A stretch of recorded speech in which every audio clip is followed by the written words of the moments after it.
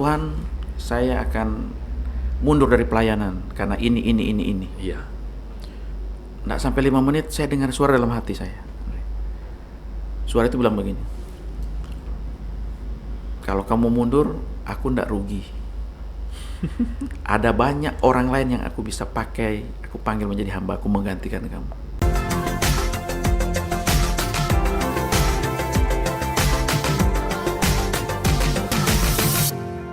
Pondok Cerita. Shalom Sobat Cerita, selamat malam. Senang sekali kita bertemu lagi dalam program kita Pondok Cerita bersama saya Handi Jaya Negara. Dan malam hari ini kita kedatangan satu bintang tamu yang spesial. Bintang tamu ini sudah lama saya kenal dan memberkati saya. Saya percaya saudara pun akan diberkati lewat kesaksian beliau. Tidak berlama-lama lagi, mari kita sambut Pak Pendeta Koral Kolondam. Selamat malam, Kak. Selamat malam, Andri. Senang sekali, long time not see ya, Kak. Ya, kalau dihitung-hitung ya lama juga. Iya. Kak, apa kabar sekarang? Ditanya kabar selalu baik. Yes, walaupun dalam perjalanan banyak liku-likunya, tapi sampai hari ini Oke. tetap baik. Ya. Nah, sedikit perkenalan dong tentang Kak Koral. Saya sudah mengenal, tapi Sobat Cerita rasanya belum mengenal Kak Koral. Latar belakang Kak Koral ini dari mana, lahir di mana, pendidikan, dan sekarang melayani di mana, Kak? Oke, baik. Jadi saya ini anak pertama dari 4 bersaudara. Oke. Jadi, orang tua saya latar belakang seorang pelaut. Oh, Jadi papa saya Yobert Kolondam sudah almarhum. Mama saya Welma Ungke. Jadi kami dari keluarga Kolondam Ungke. Lahir besar di Balikpapan, ya, tahun 74 itu. Jadi saya punya 3 saudara. Saya anak pertama. Kami 3 laki-laki yang bungsu perempuan.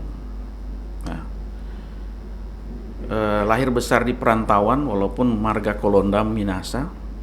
Nanti lulus STM baru saya lanjut kuliah di Politeknik Manado. Manado. Jadi dari kecil di Balikpapan? Iya. Oh, oke. Jadi nanti kuliah di Politeknik. Nah, itu ambil diploma 2 kan, jurusan listrik. Nah, selesai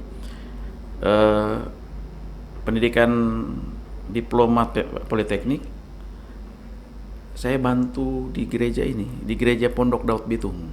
Oke, nice. Jadi instalasi gereja ini saya yang buat. Oh, Saya tidak tahu kalau sudah ada perubahan-perubahan, tapi awalnya saya yang buat ini. Jadi saya Iya. sempat praktek bahkan pelayanan di tempat ini, bahkan melalui gereja ini, gereja GPIA Pondok Daud ya. Gembalanya Pak Pendeta Tonil Lengkong. Saya dikirim ke Filipina untuk ambil sekolah teologi. wow, nice. Diploma teologi di CBI, Calvary Bible Institute, kurang lebih 1 tahun lagi. Oh, oke. Nah, dari sana, dari selesai itu saya sempat pelayanan juga di GPA sekian lama. Kemudian kembali ke Balikpapan. Beberapa waktu kemudian saya menikah. Ya. Jadi saat ini saya sudah menikah dengan 1 istri cuma. Iya dong. Tapi anak baru 1. Sampai Oke. sekarang sudah 19 tahun. Tunggu-tunggu yang kedua belum datang. Jadi itu anak yang pertama, yang kedua kapan belum tahu juga sih. Nah, Tapi tetap diusahakan. iya. Yes. Kita selalu berdoa, tapi Yes. Tuhan yang menentukan kan, Andri? Betul. Ya. Saya percaya indah pada waktunya, Itu Kak. dia. Nah, selesai menikah, saya bantu. Bukan kebetulan juga, orang tua mantu saya itu, mertua saya itu seorang gembala hamba Tuhan. Oh, oke. Melayani di GPDI LASIM Batu Likupang. Aha. Nah, jadi saya habis menikah membantu orang tua kurang lebih 10 tahun. Kemudian terjadi mutasi karena ada satu gembala di daerah Tomohon meninggal. Orang tua kemudian mutasi ke Tomohon dan saya melanjutkan pelayanan di Batu sebagai gembala kan. 2 tahun kemudian orang tua meninggal. Jadi saya lagi ke Tomohon mendampingi orang tua perempuan, mami. Oke. Kurang lebih 8 tahun saya mendampingi. Dan tahun 2021 maaf. Oke. Jadi belum lama sih. Tahun lalu. Iya, tahun lalu. Jadi baru ini mau Januari tahun depan baru masuk 2 tahun sebagai gembala penuh. Oh, sudah memegang sidang. Iya, megang sidang di GPDI Agape Woluan tepatnya. Oke, luar biasa. Jadi pendidikan teologi yang saya ambil ya selain Calvary Bible Institute diploma di sana, saya lanjutkan S1 di STA Ginosko Air Madidi. Oh, oke. Selesai itu sambung lagi S2 di STT Rumah Murid Kristus yang di Bitung sini. Lokasinya depan Rumah Sakit Manembo-Nembo. Betul sekali. Iya. Kenapa ambil S2? Karena dipercayakan lagi mengajar di sana sebagai dosen. Jadi harus mengupgrade kemampuan SDM sehingga saya harus ambil S2. Jadi selain gembala, saya juga dosen di STT RMK. Wow, luar biasa. Long story, kisahnya, perjalanannya. Nah, Kak Koral, saya panggil Kak aja ya. Ya, boleh. Karena dari dulu sudah terbiasa. Kak Koral ini ada guru waktu saya tunas remaja. Waktu di sekolah minggu. Dan saya tertarik dengan latar belakang Kak Koral bagian listrik. Berarti menjadi seorang hamba Tuhan itu berarti bukan impian Kak Koral sejak dari kecil. Oke? Iya, benar. Nah, bagaimana prosesnya sehingga Kak Koral mengenal Tuhan secara pribadi dan memutuskan, Tuhan, saya mau melayanimu secara penuh.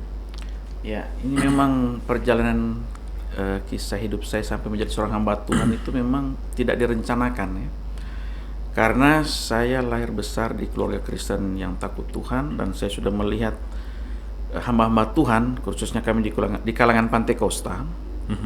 Kok sepertinya maaf ya, mungkin salah saya masih dalam pertumbuhan, masih remaja, jadi mungkin penilaian saya terbatas atau mungkin salah. Saya melihat hamba-hamba Tuhan itu khususnya Pantekosta kok secara ekonomi sepertinya kok berkekurangan terus. Jadi Haleluya. di pikiran saya tidak mau jadi hamba Tuhan pendeta, apalagi pendeta Pantekosta. Ya, jadi saya lihat ini hamba Tuhan Pantekosta kok sepertinya tidak ada masa depan. Nah, ini umur-umur remaja kan, SMP. Ya, it's okay. Jadi itu saya tidak pernah mau jadi hamba Tuhan. Nah, tapi kenapa sekarang melayani? Bagi saya, mungkin bagi yang lain hamba Tuhan pendeta ada cita-cita, tapi bagi saya bukan suatu cita-cita, tapi suatu panggilan. Oh, oke. Ya, jadi itu diawali waktu saya STM kelas 2 ya. Mama saya mendapatkan satu pengalaman ilahi. Dia dapat satu penglihatan, saya sementara berlutut berdoa dengan pakaian putih, tapi putih yang masih lusuh, tidak cemerlang begitu. Selesai itu mama saya konsultasi dengan gembalanya cuma bilang begini, Tuhan akan panggil ibu punya anak suatu saat menjadi hamba Tuhan, dan itu yang dia pegang. Wow. Itu dari mama saya. Iya. Tapi saya selalu bilang, saya tidak mau jadi hamba Tuhan, apalagi pendeta Pantekosta. Dengan pengalaman cerita-cerita masa lalu. Nggak perlu ditekankan itu, Kak. Itu fakta yang memang tidak perlu ditekankan, tapi faktanya itu yang terjadi di lapangan ya. That's right. Ya. Makanya kalau mau ditelusuri lebih jauh, ada panjang ceritanya. Cuma tidak perlu. Nah, waktu saya kuliah di Politeknik jurusan listrik itu, selain saya kuliah belajar, saya juga aktif melayani, ya, aktif melayani di GPIA Bethlehem Manado. Oh ya. Suatu saat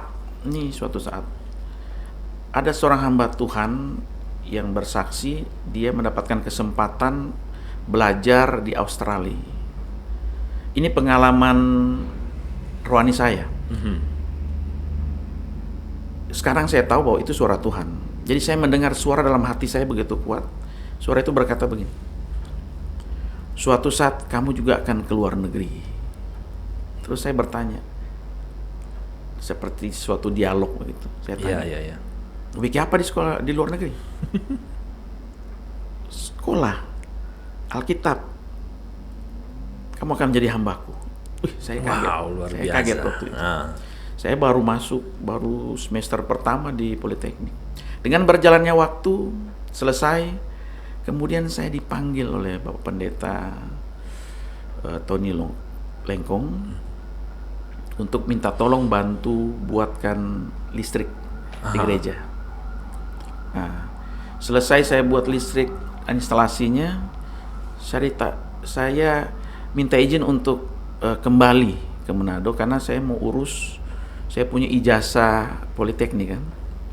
Sebelum saya pergi, pagi-pagi saya berdoa, saya baca Alkitab, saya baca ada satu kisah seorang yang mengalami pertolongan Tuhan dan Tuhan memanggil dia untuk ikut dan melayani. Tetapi orang itu berkata, izinkan saya menguburkan ayah saya dulu. Yesus menjawab, biarlah orang mati menguburkan orang mati. Waktu saya baca itu saya dapat pengertian. Kalau mau ikut Tuhan, tinggalkan yang lain, jangan menoleh ke belakang. Saya berpikir, saya kan mau ambil ijazah saya. Akhirnya saya ambil keputusan hari itu tidak. Nanti besok saja, saya masih ragu-ragu. Besoknya saya baca cerita yang sama di kitab yang lain. Aduh, kenapa seperti ini? Saya berdoa. Seperti ada peneguhan, sudah biarkan aja. Karena kalau kamu ambil itu ijazah, ceritanya jadi lain, kira-kira begitu. Jadi saya tidak ambil ijazah saya. Sampai sekarang? Sampai sekarang. Woi. Nah, nanti saya tahu, oh ini maksudnya. Melalui peristiwa itu, secara bertahap saya mulai menyadari, oh Tuhan panggil saya. Wow. Jadi hamba Tuhan. Nah, itu sebabnya saya menjadi hamba Tuhan. Sekolah di Filipina. Setelah saya dapat ijazah, saya diingatkan Tuhan. Ini Tuhan ganti ijazahmu. Wow. Yang tidak kamu ambil sekuler, Tuhan kasih dengan ijazah ini. Tahu enggak Andre? Hal yang menarik lagi, saya juga pernah mengalami kekecewaan dalam pelayanan. Oh. Jadi nggak mulus-mulus aja. Nah, jadi dalam pelayanan itu saya hampir mundur dan ya kerja biasa aja.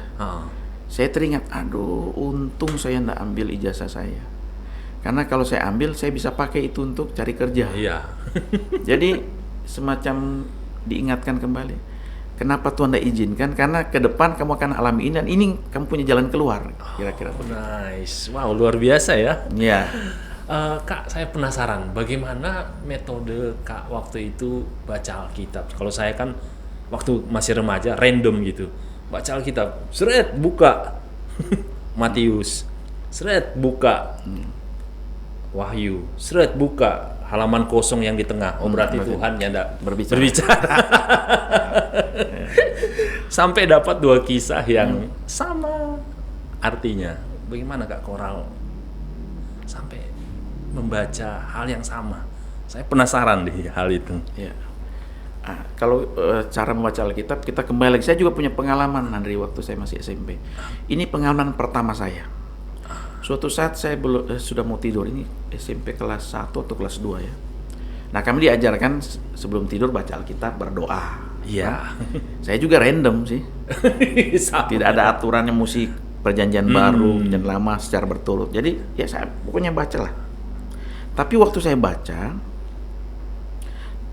saya cuma baca begitu. Tiba-tiba saya lihat ada satu ayat yang seperti terang sendiri, yang lain gelap. Sampai sekarang makanya saya ingat ayatnya. Galatia 3:9. Ayat itu bilang begini. Jikalau kamu milik Kristus, kamu adalah keturunan Abraham dan berhak menerima janji Allah. Amin. Jadi ayat itu berkesan sekali. Karena itu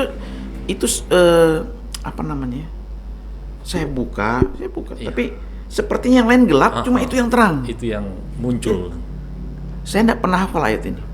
Tapi sejak malam itu saya baca sampai sekarang saya hafal. Galatia 3 ayat 29. Wow. Jikalau kamu milik Kristus, kamu adalah keturunan Abraham dan berhak menerima janji Allah. Saya pegang terus. Amin. Nah, kelanjutannya tetap random. Tetap random baca. Bahkan saya pernah baca Alkitab. Kisah perjalanan Israel keluar dari Mesir itu saya seperti nonton film, Andre. Saya lihat di Alkitab itu. Saya seperti kagum sendiri. Saya lihat ada kereta-kereta seperti film. Sampai selesai habis. Saya kaget, saya coba baca Alkitab. Itu pengalamannya. Yes. Mungkin pengalaman tiap orang beda-beda. Iya. Itu yang saya alami dalam membaca Alkitab. Nah, karena sekarang sudah ada hamba Tuhan, ya sudah tidak random lagi. Yes. Sudah ada tuntunan-tuntunannya kan. Oke. Yes. Ternyata sama ya. DP jurus dulu. Tapi Baik. untungnya tidak pernah dapat di tengah-tengah. Ya, nggak pernah. Nggak pernah. Jadi Tuhan selalu berfirman. Oh, haleluya. Kalau saya sengaja buka bagian belakang. Oh, kamus. Aduh. Kak, kita lanjut. Sekarang kita masuk tema. Kita membicarakan tema tentang secercah harapan di tahun yang baru. Nah, Kak, bagaimana sikap kita sebagai orang Kristen kan prediksi nanti Pak Jokowi, Ibu Sri Mulyani, ahli ekonom baik dalam dan luar negeri itu selalu mengatakan 2023 itu tahun yang gelap. Bagaimana sikap kita sebagai orang Kristen menyikapi isu-isu seperti ini, Kak? Ya, memang ya, itu sesuatu yang sudah terbuka, informasi seperti itu. Dan itu faktanya. Kenapa pemimpin-pemimpin kita, para ahli berbicara demikian, mereka bukan asal bicara. Jadi itu berdasarkan perhitungan-perhitungan secara ekonomi. Iya. Sehingga timbullah prediksi, bahkan ramalan seperti itu. Ya, kita tidak bisa pungkiri ini dampak dari COVID sekian tahun berdampak ke hari-hari ke depan. Nah, faktanya memang demikian. Maksud daripada pemerintah, presiden, menteri keuangan menyampaikan itu sebagai bentuk waspada supaya kita berhati-hati, bijak untuk hari-hari ke depan. Tapi di sisi lain itu juga mendatangkan ketakutan sebenarnya. Iya dong. Ya. Karena kalau dikatakan gelap kan berarti nadanya suram itu. Betul. Kalau kita hanya menerima itu sepintas lalu, ada satu perasaan ketakutan menghadapi tahun ke depan. Walaupun mungkin pemerintah maksudnya supaya berjaga-jaga, mempersiapkan diri. Nah, bagaimana respon kita sebagai orang percaya menghadapi situasi itu? Saya secara pribadi, bahkan sebagai hamba Tuhan, kita harus hadapi situasi itu. Tidak mungkin kita lari. Kita harus hadapi. Tetapi tentu cara menghadapinya berbeda. Oke. Ya. Saya ibaratkan bagaikan Daud dan Goliat. Fakta bahwa Goliat itu badan besar dan menakutkan sebagian besar tentara Israel itu faktanya. Tapi Daud berkata, kalau engkau datang dengan gada dan tombak, aku datang dengan nama Allah. Nama Allah yang hidup. Jadi kita menghadapi tahun depan itu bukan dengan kekuatan kita. Yes. Dengan apa? Dengan firman Tuhan. Karena firman Tuhan berkata, jangan takut. Amin. Memang benar ada kegelapan, tapi sederhana, Henry. Teorinya secara sederhana. Bagaimana cara mengusir kegelapan itu? Dengan Sederhana. terang. Hadirkan terang. Iya. Hadirkan terang. Maka otomatis gelap itu akan hilang. Pertanyaannya, terang itu siapa? Tuhan Yesus kan bilang, selama aku ada di bumi, akulah terang dunia. Tapi terang itu sekarang didelegasikan kepada orang percaya. Kamulah terang dunia. Yes. Jadi keberadaan kita sebagai umat Tuhan, kita harus menjadi terang. Di mana kita berada. Nice. Yes, menghadirkan terang di dalam kehidupan kita. Iya. Nah, saya juga teringat ada kisah di Alkitab di mana ketika ada krisis, ternyata ada suatu bangsa yang sudah mengantisipasi dan mereka makin kaya di tengah-tengah krisis itu, yaitu bangsa Mesir, di mana Yusuf menjadi orang kepercayaan Firaun. Iya. Dan ketika mereka krisis, ternyata mereka sudah mengantisipasi dengan baik, mereka mengalami krisis, malah mereka makin kaya dan makin menguasai hampir seluruh tanah Mesir. Seperti itu, ketika terang itu ada, itu akan menjadi jalan yang terang bagi kita. Amin. Yes. Amin. Haleluya. Oke Kak, selama Kak melayani, tadi Kak sempat singgung pernah mau memundur, dan tantangan-tantangan apa sih yang pernah Kak hadapi dalam pelayanan ini? Ya, waktu kita berbicara tentang pelayanan itu berarti kita berbicara tentang kehidupan rohani ya. Aha. Tapi faktanya kita masih tinggal di dunia, kita kan masih berinteraksi dengan orang-orang di sekitar kita. Kita berinteraksi dengan orang gereja yang kita anggap rohani, kita juga berinteraksi dengan orang-orang di luar gereja yang kita anggap duniawi. Dalam kehidupan nyata, kadang-kadang kita menemui orang yang kita anggap rohani, sebenarnya enggak rohani. Sebaliknya ada orang yang enggak rohani, tapi kok dia baik-baik. Lebih baik daripada orang yang kita anggap rohani. Wah, banyak itu. Waktu kita fokus kepada pribadi manusianya, nah di situ kadang-kadang kita menjadi kecewa. Kadang-kadang kita kagum kepada pemimpin kita. Saking kagumnya, kita seperti mengkultuskan. Tapi namanya manusia, suatu saat dia bisa juga mengecewakan kita. Nah, disitulah titik dimana kadang-kadang kita mulai lemah. Orang yang kita anggap panutan, teladan, tiba-tiba mengecewakan. Kadang-kadang kita berkata, kalau orang lain yang kecewakan saya mengerti, tapi kalau pemimpin saya, aduh, tidak bisa saya terima. Nah, disitulah kesalahan kita. Iya. Karena apa? Karena fokus kita kepada pribadi manusia. Saya teringat kisah waktu Tuhan Yesus berjalan di atas air ya, di laut. Oke. Kemudian Petrus kan berusaha untuk ikut, dia tanya, Tuhan, izinkan saya. Nah, Tuhan bilang, mari. Kita lihat, dia sempat berjalan di atas air. Betul. Tapi pada saat dia mulai merasa angin meniup dia, fokusnya bukan kepada Yesus, mulai lihat kiri kanan, lihat keadaan, dia mulai tenggelam. Untungnya dia tidak lupa memanggil nama Yesus. Jadi kalau fokus kita kepada manusia, kita pasti kecewa. Dan itu saya pernah alami. Itu sebabnya pengalaman saya katakan, saya pernah bukan mengagumi, tetapi menjadikan panutan seorang hamba Tuhan yang saya pikir jadi pembimbing saya, mentor saya. Tapi waktu dia mengecewakan, saya seperti mempersalahkan Tuhan. Nah, itu. Nah, ini yang banyak kali dialami umat Tuhan, bahkan hamba-hamba Tuhan. Ya. Kita mesti sadar bahwa hamba Tuhan juga manusia. Betul. Ada faktor-faktor kelemahan, ada faktor-faktor yang mereka tidak bisa penuhi secara 100%. Nah, pendeta juga manusia. betul, ya? itu. Dan biasanya kalau kita kecewa karena manusia, terus kita salahkan Tuhan. Itu sikap yang salah. Ya, kita tidak adil kan sebenarnya. Iya, Tuhan yang disalahkan. Tuhan yang disalahkan. Padahal salah kita sendiri, sudut pandangnya salah. Kan firman juga berkata, terkutuklah orang yang mengandalkan kekuatan manusia. Iya. Dengan fokus kepada manusia, sebenarnya tanpa sadar kita sudah mengandalkan manusia itu. Betul sekali. Tetapi diberkatilah orang yang mengandalkan Amin. Tuhan. Haleluya. Luar biasa. Nah Kak, selama Kak melayani di daerah mana Batu dan tempat yang baru ini, baru menjalan 1 tahun di daerah Woloan, tantangan-tantangan apa yang Kak sering alami dalam Pelayanannya? Pelayanan, pengembalaan. Ya. Pelayanan pengembalaan itu unik. Dari 5 jawatan yang Tuhan hadirkan dalam pelayanan, kan kita tahu ada 5 jawatan ya. Ada nabi, rasul, gembala, guru, dan penginjil. Walaupun di dunia modern ini yang 2 ini jarang kita dengar, walaupun karunia-Nya itu tetap ada, kenabian dan kerasulan. Nah, gembala ini unik. Karena kenapa saya bilang unik?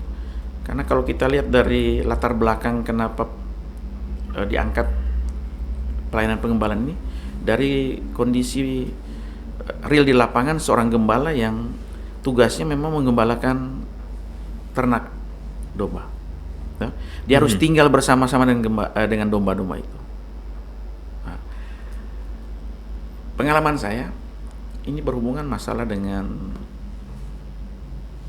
perasaan, tingkat pemahaman, kedewasaan yang berbeda, karena 100 jemaat kan kerohaniannya tidak sama. Iya. Tidak sama. Betul sekali. Kemudian latar belakang pendidikan itu mempengaruhi. latar belakang budaya mempengaruhi. Jadi yang paling banyak saya temui itu masalah perasaan, ketersinggungan, no? Ketidaksukaan. Nah, apalagi kalau sudah dapat tegur. Iya. Banyak masalah seorang gembala memakai mimbar untuk menegur. Tidak salah, tapi saya lebih suka kalau menegur secara pribadi, saya langsung bertemu dengan orangnya. Karena mimbar itu untuk menyampaikan firman. Betul, kabar baik aja. Kabar baik. Jangan kalau ada masalah dengan jemaat terus kita pakai mimbar untuk menjudge seseorang. Setuju, Kak. Iya. Mimbar itu sampaikan firman Tuhan. Yes. Bukankah Injil artinya kabar baik? Iya. Nah, jadi kalau ada masalah baik gembala dengan jemaat atau jemaat dengan jemaat, alangkah baiknya diselesaikan secara langsung, jangan pakai mimbar. Betul sekali. Supaya jangan kita nodai kekudusan mimbar itu. Betul. Ya, jadi hal-hal seperti itulah yang saya temukan. Kalau Kak bilang tadi perasaan, nah itu pasti kalau perasaan itu ujung-ujungnya meraju, berhenti melayaninya, nggak masuk gereja. Kak kunjungi enggak? Kalau ada orang jemaat seperti itu. Saya lihat dia punya perjalanan rohani. Kalau itu jemaat masih baru, saya perlu kunjungi. Jadi saya kunjungi, saya kasih pengertian. Bahkan saya punya pengalaman, saya harus minta maaf walaupun saya tidak salah. Tapi kalau dia sudah tingkatan pelayan, saya tetap kunjungi, tapi mungkin sudah bujuk-bujuk, tapi semacam berikan pengertian. Tapi kalau memang sudah dikunjungi tetap tidak mau, ya itu kan pilihan. Iya, betul Ya. sekali. Karena kita harus mengajar jemaat untuk dewasa. Betul. Meraju-meraju itu kan salah satu sifatnya anak-anak. Bukankah kita mempersiapkan diri untuk masuk dalam pernikahan anak domba? Hanya orang-orang dewasa yang akan masuk dalam pernikahan itu. Yes. Jadi kalau kita biasakan nina bobokan itu jemaat, mereka tidak akan bertumbuh nanti. Saya di jemaat terkenal cukup keras. Maksudnya keras bagaimana? Ya, contoh saja ini contoh. Kami ibadah jam 9. Jadi saya sudah bilang pelayan altar itu 8:30 mesti ada. Saya pernah usir mereka, sudah mulai ibadah, enggak doa sama-sama masuk main musik, saya bilang, turun biar enggak pakai musik, enggak apa-apa. Ada yang saya skor 1 bulan, ada yang 1 tahun. Ya, it's okay. Artinya, Tapi tujuannya untuk mendewasa. nah sebelum kita disiplinkan, kita harus bangun dulu komunikasi hubungan baik. Supaya pelayan-pelayan kita tahu bahwa waktu kita marah ini bukan karena dendam, sakit hati, tapi karena bentuk pengajaran, kasih. Kan kasih itu tidak selamanya kasih uang. Kadang-kadang kasih itu dalam bentuk teguran, cambukan. That's right. Kira-kira begitu. Wow, luar biasa hati seorang gembala. Dan ternyata banyak liku-likunya, banyak asam garamnya ya, Kak. Oh, tidak jarang Andri, tiap jam 1 malam saya mesti berdoa menangis-menangis di gereja. Karena apa? Karena Itu tekanan dalam pelayanan, saya cuma bisa curhat sama Tuhan. Saya bisa curhat sama istri saya, tapi dia juga terbatas kan. ya, Jadi ada waktu saya mesti curhat sama Tuhan langsung. Tuhan, saya tidak mampu Tuhan. Tapi selesai itu Tuhan kasih kekuatan. yes. Dan puji Tuhan sampai hari ini Tuhan menolong. Wow, Tuhan luar biasa. menyertai. Luar biasa. Amin. Nah, Kak, ini pertanyaan berikut. Well, seandainya kalau waktu bisa diputar lagi, Kak akan tetap menjadi seorang gembala seperti sekarang atau mau bekerja di sekuler? Saya tambahkan sedikit tadi, waktu saya kecewa, Aha. itu tidak lama dia punya durasi saya kecewa. Saya berdoa, Tuhan, saya akan mundur dari pelayanan karena ini. Iya. Nggak sampai 5 menit saya dengar suara dalam hati saya. Suara itu bilang begini, kalau kamu mundur, aku nggak rugi. Ada banyak orang lain yang aku bisa pakai, aku panggil menjadi hamba, aku menggantikan kamu. Saya kaget nanti, saya pikir saya seperti Yunus yang dibujuk begitu. Iya. Tapi saya nggak dapat bujukan. Saya malah dapat semacam teguran. Saat itu saya bertobat nanti. Saya berdoa, Tuhan, mulai sekarang saya tidak akan kecewa lagi, saya tidak akan mundur. Saya akan tetap jadi hamba Tuhan. Sekalipun Tuhan sudah tidak mau pakai saya jadi hamba Tuhan, saya akan tetap jadi hamba Tuhan. Wow. Nah, sejak itu, saya bilang sama saya punya pelayan atau siapa saja, Kamu nggak mau melayani, Tuhan nggak rugi. Tuhan masih punya banyak cadangan. Tuhan nggak pernah kekurangan orang untuk melayani, Andre. Betul sekali. Kalau saya nggak mau, saudara nggak mau, Tuhan pakai orang lain. Bukankah Tuhan berkata, kalau tidak ada yang mau memuji Tuhan, Tuhan pakai batu-batu untuk memuji Tuhan. Tuhan tidak pernah kekurangan. Jadi kekecewaan pernah, tetapi satu kali cuma. Iya. Nah, kalau ditanya tadi, kira-kira mau ada yang mau diulangi? Saya mau bersyukur apapun yang terjadi, saya tidak akan pernah mau tinggal. Karena panggilan tertinggi saya, pilihan terbaik saya ada waktu saya menyerahkan hidup saya untuk menyalip Tuhan sepenuh waktu. Wow, amin. Ya.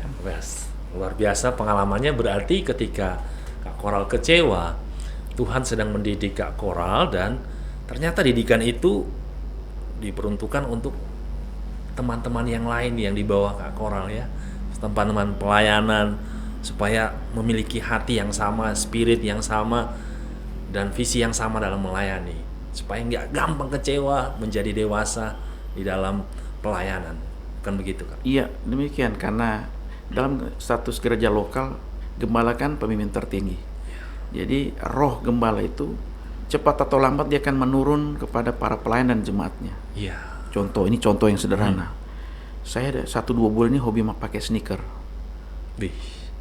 Saya punya pelayan sudah mulai pakai sneaker. Saya tanya, kenapa? Pak Gembala pakai sneaker, saya juga pakai sneaker. Ah, itu contoh yang kecil. Jadi ada yang ditularkan. Begitu juga dengan kehidupan kerohanian, karakter. Jadi kalau gembalanya suka sesuatu, cepat atau lambat itu akan diikuti oleh pelayan bahkan jemaat. Misalnya Piala Dunia ini, nonton bola. Nah, karena saya tidak suka bola, jadi jemaat saya jarang yang cerita-cerita bola. Ada juga, tapi tidak heboh. Nggak heboh. Malah saya sering mengikuti gembala. Iya, karakternya begitu. Kalau gembalanya suka senyum, coba lihat. Jemaatnya suka, pelayannya begitu. Gembalanya tegang, jemaatnya juga jadi tegang, Andre. Kan ibarat minyak dari kepala Harun di kepala turun ke mengalir. Nah, kira-kira begitu urapan karakter gembala itu akan menurun ke pelayanan ke jemaat. Coba perhatikan. Amin. Itu yang terjadi. Kalau gembalanya suka menginjil, jemaatnya juga suka menginjil.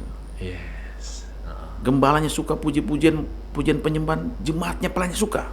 Gembala suka berdoa, jemaatnya suka. Jadi apa yang jadi yang dilakukan gembalanya itu cepat atau lambat itu akan menurun. Nah, bahayanya kalau gembalanya tidak sungguh-sungguh asal-asalan, nah itu kualitas pelayanan juga kita akan mengikuti. Iya, tadi kan positif. Iya. Bagaimana kalau gembalanya ada hal negatif? Apakah itu akan menurun? Jelas, pasti itu akan cepat atau lambat pasti akan menurun. Iya. Jadi sobat cerita, kita harus tetap mendoakan gembala kita. Jangan terlalu mengidolakan dia butuh topangan doa kita ya. Itu penting sekali. Ada saat-saat tertentu saya minta didoakan pelayan jemaat. Jadi saya perlu di depan mereka. Saya bilang, tolong, kalau selama ini kalian yang saya doakan untuk kali ini, secara umum saya yakin doa pribadi mereka tetap doakan. Tapi secara umum saya minta pelayan majelis tolong doakan saya hari ini. Karena kita butuh dukungan. Iya, betul. Dalam pelayanan kita tidak bisa one man show, Andre. Betul. Tidak bisa. Kita butuh orang di sekitar kita. Kenapa? Saya mau kasih ilustrasi sedikit. Alkitab bilang, kalau kita mengikut Tuhan, kita harus pikul salib setiap hari. Nah, kita harus salibkan kedagingan kita. Saya bisa paku kaki saya, Andri. Sudah selesai. Saya bisa paku tangan kiri saya. Selesai. Terus apa yang mau paku tangan kanan saya? Tuhan izinkan orang lain. Dan itu sakit, Andri. Oke. Itu bentuk dukungan. Kadang-kala teguran. Iya. Saya pernah ditegur begini. Tapi itu bagian proses. Bagian dari proses. Ada satu pepatah yang bilang juga, it takes a team to fulfill a dream. Jadi kita butuhkan sebuah tim untuk mencapai suatu kesuksesan atau mencapai mimpi kita. Iya. Nah, Kak, sudah berapa lama melayani? Sejak memberi diri untuk melayani sudah kurang lebih 21 tahun. 21 tahun. Ya. Pernah nggak ada titik jenuh ketika melayani dan bagaimana Kak menyingkirkan masalah itu? Benar. Kita tidak jangan munafik ya. Iya. Kadang-kadang pelayanan yang monoton itu menimbulkan kejenuhan juga. Pasti. Karena seperti saya bilang, walaupun kita ada di dunia rohani, tapi faktanya kita masih ada di dunia yang berinteraksi dengan hal-hal yang tidak rohani. Nah, cara saya bagaimana supaya tidak jenuh, contoh saja dalam ibadah, saya buat ibadah-ibadah berbentuk kreatif. Jadi saya kasih kesempatan untuk kreatif di ibadah, bahkan kadang-kadang mimbarnya saya ganti, biasanya seperti ini saya ganti sebelah ini. Ini dalam soal ibadah. Iya. Saya ubah, pokoknya di tempat kami itu, apalagi saya punya pelayan remaja-remaja ini aktif sekali. Jadi ada kadang-kadang mereka bilang, ini ibadah atau bermain-bermain? Yang tua-tua seperti kaget, kenapa model begini? Mereka Saya shock. bilang, ya shock. Saya bilang, ini namanya ibadah kreatif Om. Kita menyesuaikan dengan keadaan ini. Oh iya. Yang penting tidak dosa. Ini kan bukan Ibadah. dosa. Karena ya Andri, jemaat kami kan sudah 80-an tahun secara berjemaat. Oh. Jadi banyak yang tua-tua. Jadi waktu timbul perubahan-perubahan kan mereka seperti shock. Nah, itu untuk soal ibadahnya. Tapi untuk pribadi sendiri bagaimana menghadapi kejenuhan? Cuma satu sih kalau saya. Apa itu, Pak? Diam dalam hadirat Tuhan itu mendatangkan kesegaran. Yes. Aduh, luar biasa. Ada yang piknik, saya pikir itu cuma jasmani sih. Healing istilah Healing, sekarang. healing ke pantai kemana. Itu sifatnya cuma sementara. Tapi dalam hadirat Tuhan, saya baru bisa mengerti kenapa Daud berkata lebih baik 1 hari di peradilan daripada 1000 hari di tempat lain. Hanya orang yang pernah menikmati hadirat Tuhan yang mengerti perkataan Daud. Wow, yes. Jadi hadirat Tuhan itu membuat orang, saya pakai istilah, lupa daratan. Dalam hadirat Tuhan itu sepertinya waktu apa ya? Waktu cepat berlalu. Iya. Yes. Tahu nggak kenapa Musa 40 hari 40 malam nggak makan di Gunung Sinai itu? Dia sementara menikmati hadirat Karena Tuhan. di hadirat Tuhan. Jadi dari hadirat Tuhan itu membuat kita segar sebenarnya. Yes. Jadi kalau ada hamba Tuhan mengalami kejenuhan terus menerus tanpa ada solusinya, saya tidak ingin menghakimi, tapi kemungkinan waktu dia dalam hadirat Tuhan kurang, Iya. atau mungkin tidak ada sama sekali. Betul. Dan saya ingat juga kisah Daud ketika dia dalam keadaan terjepit, dia memperkuat iman kepercayaannya pada Tuhan. Luar biasa. Powerful message sekali. Thank you buat tipsnya. Nah, Kak Koral, dari perbincangan kita tadi, kasih dong kesimpulan dan pesan-pesan buat Sobat Cerita yang menyaksikan program kita. Apa pesan Kak Koral dalam menyambut tahun baru dan di tahun yang baru ini, dan agar kita tetap semangat dalam melayani? Ya, puji Tuhan. Jadi menjelang berakhir nih, saya mau kasih pesannya bagi kita semua. Kenapa pemerintah, para ahli-ahli ekonom menyampaikan tahun depan masa yang gelap? Itu ada latar belakang cerita sebelumnya, sehingga mereka prediksi tahun ke depan keadaan seperti ini. Artinya ada tabungan-tabungan negatif yang akan dituai ke depan dalam bentuk keadaan yang gelap. Karena itu, mari tabunglah dengan hal-hal positif, supaya kita tuai tahun depan itu hal-hal yang positif juga. Apa itu? Firman Tuhan berkata, carilah Tuhan selama Dia berkenan ditemui. Amin. Karena ada satu waktu kita mencari firman dari utara ke selatan, timur, barat, kita tidak akan dapatkan. Hari-hari ini masih terbuka waktu, kesempatan yang begitu luas. Cari itu. Kedua, bangun hubungan secara pribadi dengan Tuhan. Ya. Karena yang memberikan kekuatan itu Tuhan. Motivasi itu tidak bisa membuat iman kita bertumbuh. Motivasi yang diberikan para motivator hanya membuat semangat jiwa nih. Tapi Alkitab berkata, iman timbul dari pendengaran akan firman Tuhan. Bangun hubungan pribadi dengan Tuhan. Baca firman Tuhan. Lakukan firman Tuhan. Bangun komunikasi, doa pribadi, pujian penyembahan dengan Tuhan. Itu akan membuat engkau kuat menghadapi tahun kegelapan di depan sana. Bahkan dengan terangnya Tuhan yang ada dalam hidupmu, engkau akan menerangi kegelapan di sekitarmu. Well, amen. Thank you Pastor, luar biasa sekali, powerful message.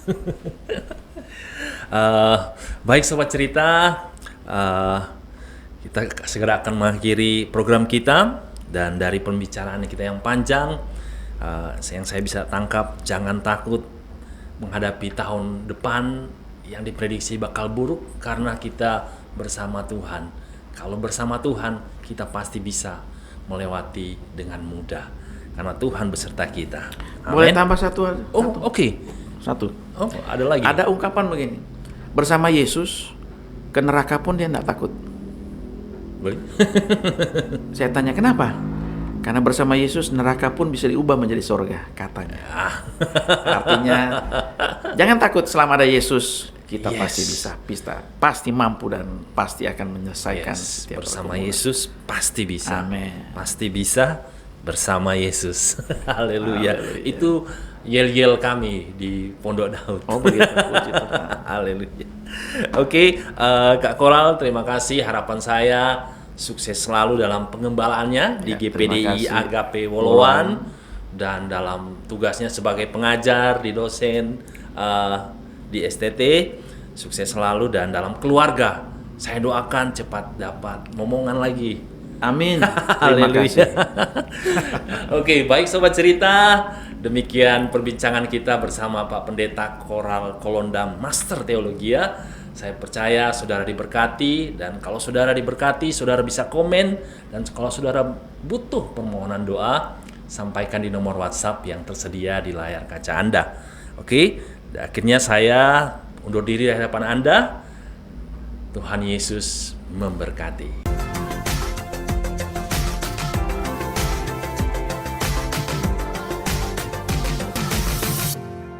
Pondok Cerita.